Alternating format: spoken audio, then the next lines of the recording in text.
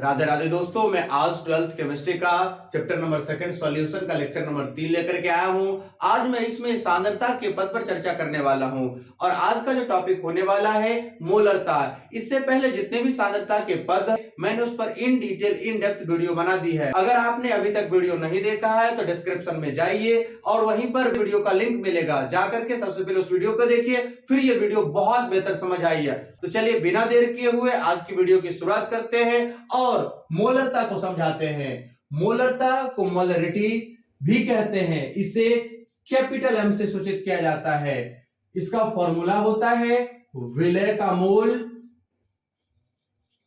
बटे विलियन का आयतन लीटर में बटा विलियन का आयतन, वो भी किस चीज में? लीटर में। विलियन का आयतन लीटर में। लीटर को अगर एमएल में बदलिएगा तो वो 1000 से ऊपर गुना हो जाएगी। इसी को इस प्रकार भी लिखा जा सकता है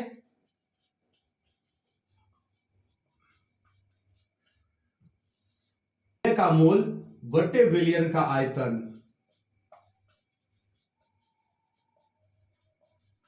अगर हम एमएल में लेते हैं तो हमें 1000 से मल्टीप्लाई करनी होगी। क्यों?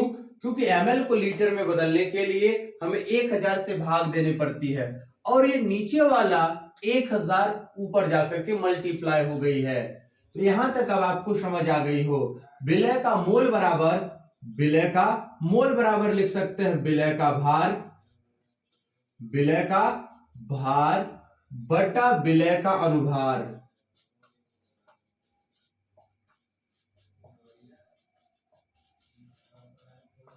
पुनः विलियन का आयतन, वो भी मिलीलीटर में लेंगे तो ऊपर 1000 से मल्टीप्लाई कर देंगे।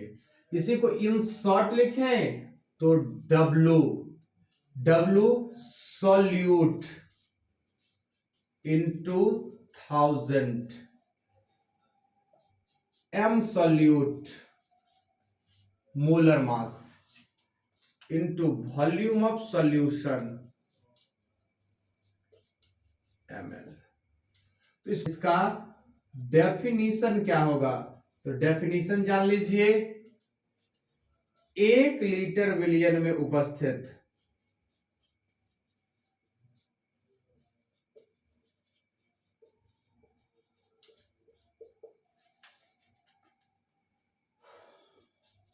विलय के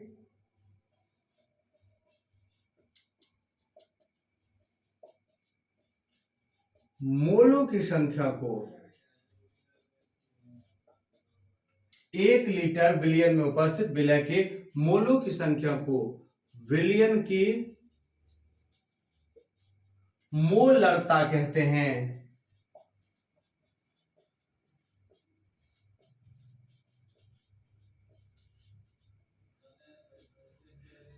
तो 1 लीटर विलियन में उपस्थित विलय के मोलों की संख्या को विलियन की मोलरता कहते हैं।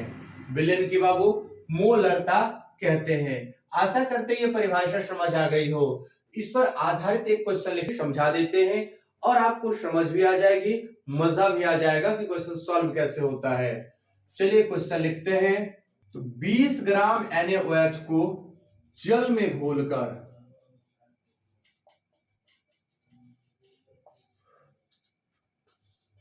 200 ml विलियन बनाया गया है।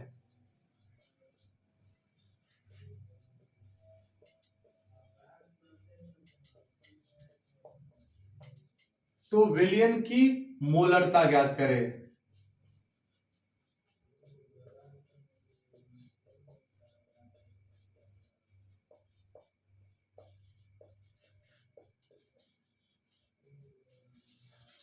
बीस ग्राम NaOH को जल में घोलकर 200 ml विलियन बनाया गया है।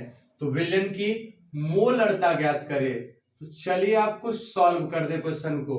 तो सबसे पहले क्या दे रखा है? NaOH का भार, NaOH का भार 20 ग्राम। अगर भार है तो इसका अनुभार भी जरूरत पड़ेगा।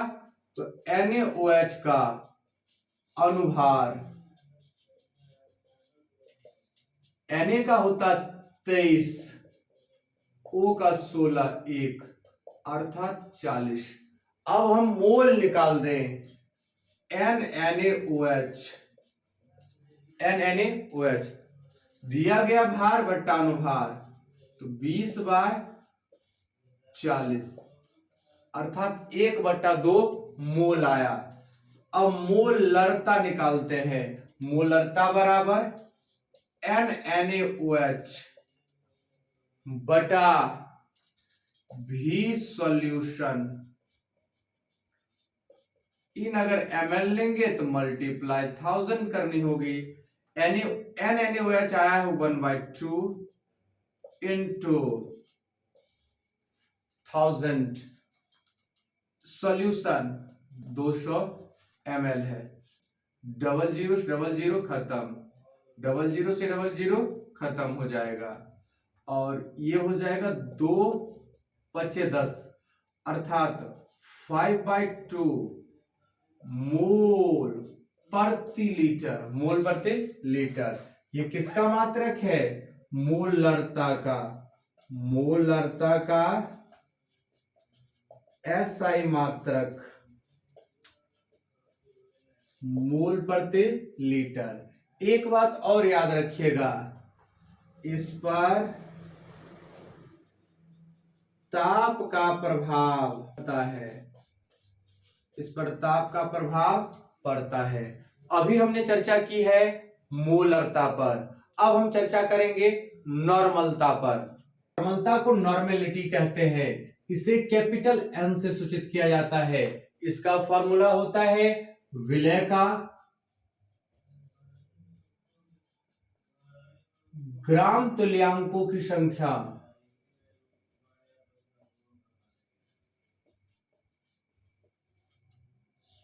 बटे इनका आयतन, लीटर में। अब सवाल उठता है ग्राम तुल्यांक संख्या कैसे निकालते हैं, तो यहां हम आपको सिखा दे ग्राम तुल्यांक संख्या निकालना। ग्राम तुल्यांक की संख्या बराबर दिया गया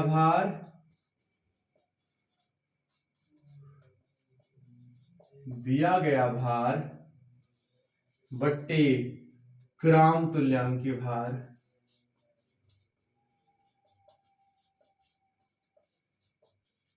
ग्राम तुल्यांक की भार। अब सवाल उठता है सर ग्राम तुल्यांक की भार कैसे निकालते हैं? ग्राम तुल्यांक की भार, ग्राम तुल्यांक की भार बराबर होता है किसी भी कंपाउंड का अनुभार बट्टे एक्स फैक्टर। फिर सवाल उठेगा एक्स फैक्टर क्या होता है? एक्स फैक्टर अम्ल के लिए होगा क्षारकता। तो इसमें देखोगे H2SO4 में कितना H+ आयन मुक्त हो रहा है, जितना H+ आयन मुक्त होगा उतना ही क्षारकता होगी, उतना ही क्षारकता होगी। दूसरा भस्म के लिए अम्लीयता, अगर NaOH है तो देखेंगे NaOH कितना OH- दे रहा है, एक OH- दे रहा है तो एक्स फैक्टर का मान 1 होगा। धातु के लिए संयोजकता, अगर Cu लेंगे इसका संयोजकता +2 होता है, एक्स फैक्टर का मान 2 होगा। तो चलिए इस पर एक क्वेश्चन लिखते हैं और आपको समझा दे कि क्वेश्चन सॉल्व कैसे की जाती है। 98 ग्राम H2SO4 को जल में घोलकर 500 ml विलयन बनाई गई है, तो विलयन की नॉर्मलता ज्ञात करें। तो इसको सॉल्व कैसे करेंगे, इसको सॉल्व कैसे करेंगे, चलिए आपको समझा दें इसे सॉल्व कैसे की जाती है। तो पहले H2SO4 का भार बराबर 98 ग्राम और H2SO4 का अनुभार निकालते हैं।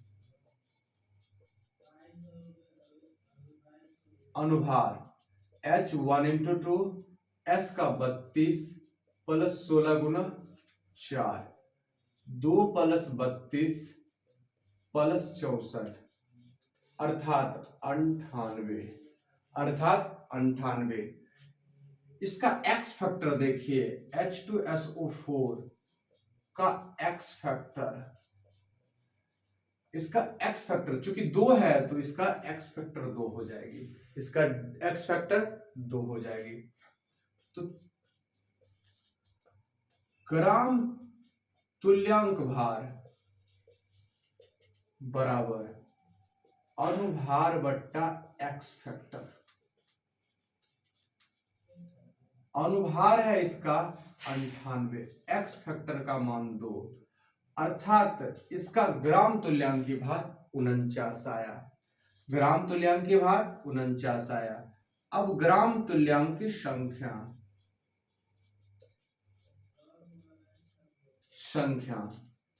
भार अर्थात दिया गया भार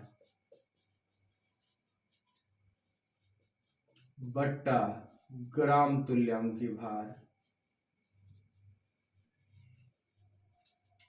दिया गया भार आपके पास है 98, ग्राम तुल्यांकी भार है 49, 2 आ गया। कितना आ गया? 2 आ गया। अब लगाएंगे नॉर्मलता का फॉर्मूला, n बराबर विलय का ग्राम तुल्यांकी संख्या 2 बटा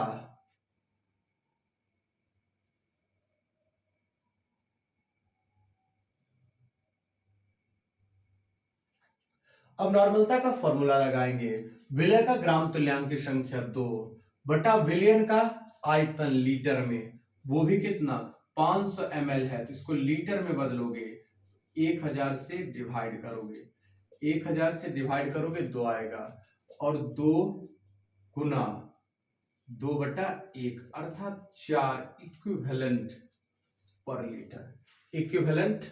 लीटर। अभी मैंने चर्चाएं की नॉर्मलता पर, एक और सांद्रता का टॉपिक बचा हुआ है फॉर्मलता, उसे भी हम डिस्कस कर देते हैं।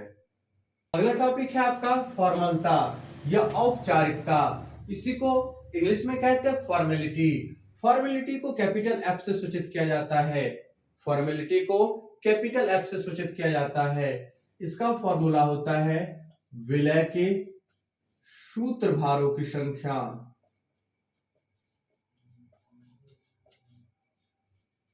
बटे विलयन का आयतन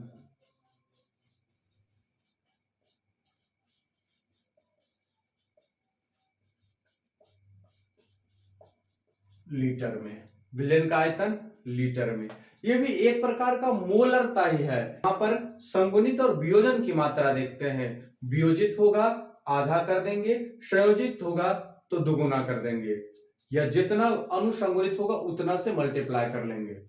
तो चलिए इस पर एक क्वेश्चन सॉल्व करवा दें आपको। 63 ग्राम HNO3 को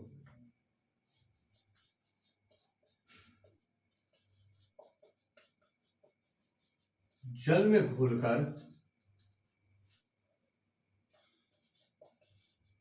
750 ml विलयन बनाया गया है।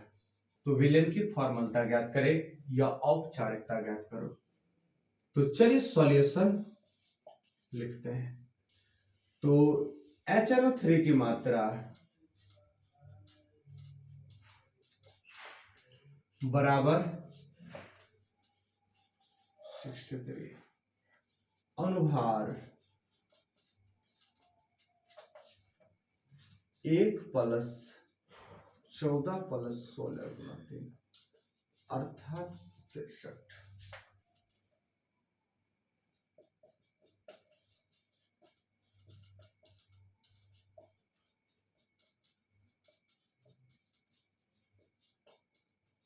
सूत्र भारों की संख्या भार बट्टा अनुभार, भार है 63 अनुभार 63। एक नॉर्मलता सूत्र भारों की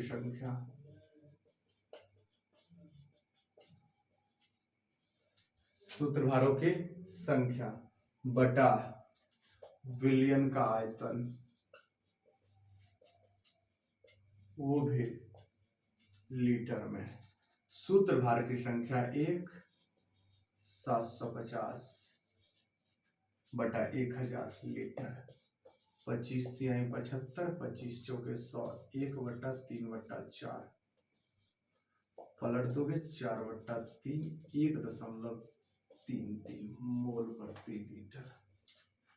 तो ये था फॉर्मलता।